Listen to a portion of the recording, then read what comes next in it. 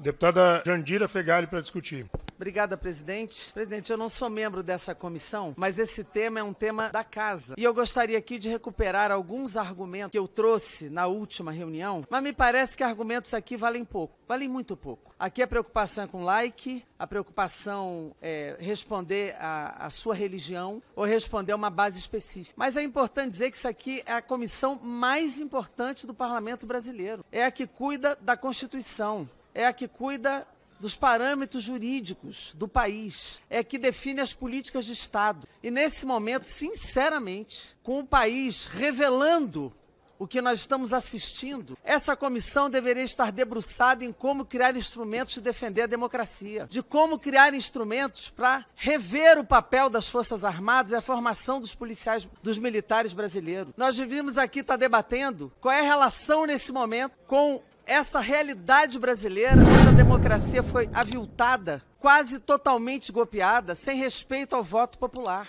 Mas não, aqui se votou anistia para os golpistas e agora está em pauta um tema que a sociedade não colocou para nós. A sociedade brasileira, eu vou repetir, as pesquisas de opinião todas são amplamente majoritárias a favor do aborto legal, do aborto do Código Penal, que é no caso de estupro e no caso de vida da gestante. E é disso que se trata esse debate. Nós não estamos aqui debatendo a ampliação do direito ao aborto. Não estamos aqui discutindo o aborto em qualquer situação. Não estamos aqui discutindo nem o aborto do feto anencéfalo, que esse Congresso foi incapaz de discutir e o Supremo teve que decidir em cima de uma ação que provocou a sua determinação. Aqui nós estamos discutindo se é possível ou não, a partir dessa PEC, aprovada ou não, de que mulheres em risco, numa gestação de alto risco, possam interromper a sua gravidez, ou se meninas, adolescentes e mulheres estupradas possam interromper esta gravidez. Eu me lembro um debate muito em outra legislatura, que eu fiz a pergunta aqui sobre qual era a culpa de uma menina que é estuprada pelo seu pai biológico. E eu me lembro que um deputado respondeu assim: é a sensualidade dela. Essa foi a resposta de um deputado nesta comissão. E nesse momento o que a gente pergunta é o seguinte: qual é a resposta que nós vamos dar à sociedade no caso de meninas de 10, 11, 12 anos estupradas pelo seu pai biológico ou pelo pai adotivo ou por algum familiar ou em algum lugar da sua vida? Que resposta nós vamos dar a essa criança? Criança não pode ser mãe. Adolescente, toda gestação é de alto risco. Toda. Eu sou médica e falo isso convicta. Toda gestação é de alto risco. E uma mulher violentada que não planejou essa gravidez, ela tem o direito até de ter este filho se quiser, mas ela precisa ter o direito de interromper se ela não quiser ter o filho dessa violência sexual. A lei do Código Penal, ela não obriga nenhuma mulher a abortar, mas ela dá o direito nesses dois casos. Quando a PEC coloca vida desde a concepção, e esse debate foi intenso na Constituinte, e perdeu essa concepção que está nessa PEC, esse conceito e esse conteúdo, porque os constituintes entenderam que era um direito de qualquer mulher, de qualquer menina, interromper a gravidez, no caso de uma violência, e no caso da sua própria vida estar em risco. É o chamado estado de necessidade. Se eu não interrompo a gravidez, eu morro. Se eu interrompo, eu vivo. Porque a vida da mulher vale menos do que a vida de um feto. Portanto, é muito importante que esse debate seja feito no seu parâmetro correto. Os argumentos usados pelo deputado, homem que me antecedeu nessa discussão do Partido Novo, são importantes para tomar a conclusão contrária.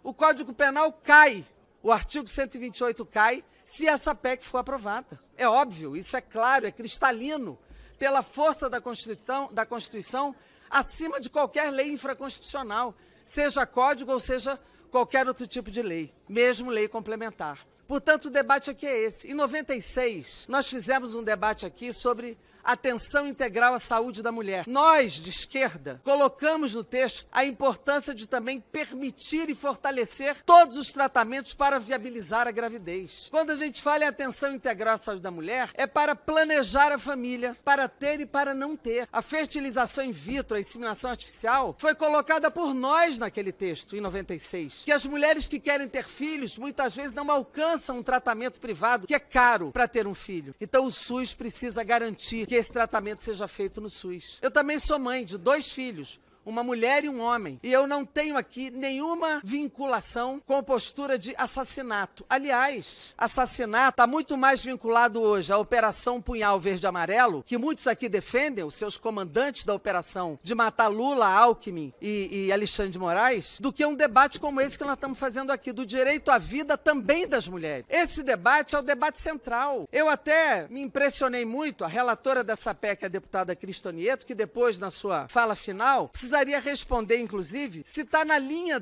da sua concepção de aprovar essa PEC, o projeto que ela apresentou em 2019, o 2893, que revoga o artigo 128 do Código Penal, revoga, isso é um projeto da relatora, revoga o Código Penal de 40, e ainda coloca no seu projeto que mesmo na gravidez ectópica ou tubária, os bons médicos devem aguardar o aborto espontâneo ou a ruptura tubária. É isso mesmo que eu li? Será que eu entendi certo? É essa a visão de quem defende essa PEC? É isso que está posto para nós diante de um projeto como esse, que esperar romper a trompa, que arrisca a vida da mulher, para não tirar uma gravidez fora do útero, que nem no útero conseguiu chegar? É isso mesmo? Essa é a linha. Esse é o embate que está dado aqui. Qual é o direito que está em jogo? Não adianta mostrar bonequinho, falar que tem filho, isso eu também tenho. Aliás, a maioria das mulheres aqui tem filhos, eu também tenho. E maternidade, para mim, é algo decisivo na minha vida, de um amor incondicional. Não tenhamos dúvida disso. Todas as mulheres têm que ter o direito à maternidade, se assim optarem, mas elas não podem ser impedidas de interromper uma gravidez no caso de uma violência sexual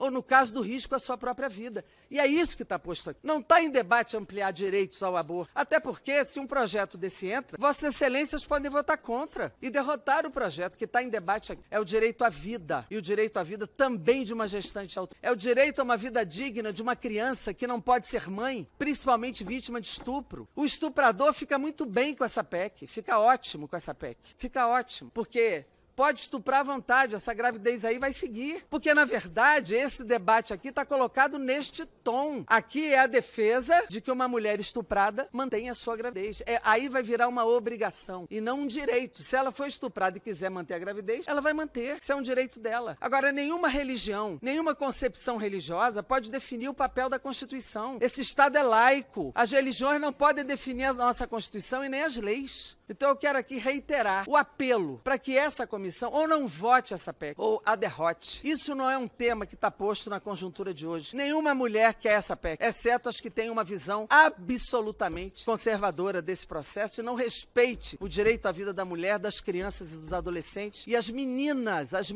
pensem nas meninas. Quem alguém aqui pode defender a família impedindo que uma menina estuprada possa interromper essa gravidez? Isso é defender a família? Que valores cristãos são esses? O que é isso? O que nós estamos assistindo nesse parlamento, deputado Bacelar? Vossa Excelência está aqui há muito tempo, eu também. É uma coisa inacreditável o retrocesso que se tenta se impor à vida das meninas, das adolescentes, das mulheres brasileiras. De fato, criança não é mãe, estuprador não é pai, e aqui quem defende o Código Penal de 40 não é assassino, como alguns tentam impor. Assassino é quem comandou golpe, quem fez operação de assassinato de quem ganhou a eleição. Esses sim, que tem muitas representações aqui, é que deveriam repensar seus conceitos, seus valores e o seu voto. Muito obrigada, presidente. Tentando trazer mais pro eixo da racionalidade, como eu sempre gosto de debater, eu acho que é importante o antagonismo de ideias, ser salutar para a democracia, mas a gente precisa falar à luz da verdade. Tem pessoas que estão desviando o foco da própria PEC. A deputada, por exemplo, que me antecedeu, ela falou de um projeto de lei, que é o 2893, de minha autoria, de fato, que revoga o artigo 128 do Código Penal. Isso é uma proposta que eu realmente defendo, até porque eu sou radicalmente contra o aborto, todo mundo sabe disso. Eu não escondo quem eu sou, diferente de muitos aí. Agora, o que faz a PEC é bem diferente. A PEC, na verdade, ela está explicitando algo que já é implícito pela Constituição, e eu deixo claro o motivo. Nós temos, por exemplo, no nosso artigo 5º da Constituição Federal, parágrafo 2º, que diz o seguinte: os direitos e garantias expressos nessa Constituição não excluem outros decorrentes do regime e dos princípios por ela adotados ou dos tratados internacionais em que a República Federativa do Brasil seja parte. Não podemos olvidar o fato de que o Brasil, ele é signatário de tratados internacionais, como, por exemplo, o Pacto de São José da Costa Rica, que deixa muito claro a questão de defesa da vida desde a sua concepção, como já foi ventilado em relação ao artigo 4º, já foi mencionado o artigo 4º aqui do próprio Pacto de São José da Costa Rica. Da mesma maneira, esse Pacto de São José da Costa Rica, ele tem natureza supralegal. E ali já tem a garantia, tanto da personalidade jurídica, o reconhecimento da personalidade jurídica, bem como o direito à vida desde a concepção. Então, se a Constituição Federal, ela não exclui direitos decorrentes de tratados internacionais, embora a Constituição esteja acima, o tratado, ele está abaixo porque ele tem natureza supralegal. Então, ao inserir a expressão desde a concepção, no artigo 5º, colocando-se ali a inviolabilidade do direito à vida como cláusula pétrea, desde a concepção, a Constituição, primeiro, ela faz o óbvio. Como muito bem disse o deputado Diego Garcia, quando houve a Constituinte, na verdade, não se optou por colocar, por inserir este conceito, este termo, porque na época era impensável que a vida fosse ter outro marco. Aí eu pergunto, quando que a vida começa? Ah, é com 12 semanas? Ah, é com 5 semanas? É com 3 semanas? Em que segundo exatamente? Então, ainda que houvesse uma hipótese de dúvida quanto ao marco inicial da vida, já deveria ser impensável a possibilidade de matar um ser humano. E aqui eu faço questão de mostrar, assim, não são bonecos. Há uma tentativa de dessensibilização da sociedade, né? E eles tentam ridicularizar e menosprezar, por exemplo, as réplicas de bebês. São seres humanos, são bebês. Aqui estamos falando de réplica, portanto, tamanho real e peso real. Nós temos aqui, por exemplo, 12 semanas. Aqui a réplica de um bebê de 12 semanas. Essa vida é menos importante ou é mais importante do que essa outra aqui, por exemplo, que tem 16 semanas? Ah, não, essa vida aqui é menos importante do que essa, que de repente tem 22 semanas. Ah, não, a vida mais importante é a que tem 24 semanas. Eu pergunto, qual é o valor da vida? Porque se a gente está pensando em questão de marco inicial, que está tentando se inserir na Constituição, aqui não tem fator de opinião. Não é uma questão opinativa, não é uma questão jurídica, não é nem uma questão política, minha gente. Isso aqui é uma questão científica. No caso, aqui é uma obviedade científica, é uma evidência científica. Então, ao colocar desde a concepção como expressão, repito, a gente está colocando algo expresso que já estava implícito, segundo o artigo 5º, parágrafo 2º da Constituição, na mesma medida em que a gente está colocando um fato científico. Então, antes, na Constituição, por exemplo, de 88, que ela foi promulgada, não se colocou porque era óbvio, era uma redundância falar disso. E digo mais, para responder alguns aqui que invocaram o artigo 128 do Código Penal, eu sempre falo isso, embora para muitos eu possa ser voto vencido em relação a isso. Muitos defendem a tese do aborto legal. Eu sou radicalmente contra esse binômio falacioso aborto legal, pelo simples fato de que, em que pese nós tenhamos lá o artigo 128 do Código Penal, que eu sinceramente defendo que sequer deveria ser recepcionado pela Constituição, porque colide com o espírito da Constituição, no seu artigo 5º que fala da inviolabilidade do direito à vida, embora não tenha ali, desde a concepção, a vida é inviolável. A partir de quando? Então, quer dizer, quando que a gente vai colocar a sacralidade da vida, o valor da vida, a dignidade da vida, a partir de quando que ela realmente tem esse seu valor intrínseco? E aí, a ciência vai nos ajudar e vai nos dizer, é desde a concepção. Então, não cabe ao jurista dizer algo que é o biólogo que define. Ou melhor, que, por experimentos e pela ciência, já atesta. Tem uma questão lógica. Da mesma forma que, se houvesse essa hipótese de dúvida, não deveria ser, em hipótese alguma, deveria ser considerado matar um ser humano inocente. Da mesma forma, a gente já percebe o intento por detrás de todos esses argumentos falaciosos, carregados muitas vezes de sentimentos, mas de zero racionalidade. Por exemplo, a deputada do PSOL, que me antecedeu, ela disse que 27 mil crianças, no caso, pariram e, no caso, elas teriam sido vítimas de estupro. Primeira pergunta que eu faço.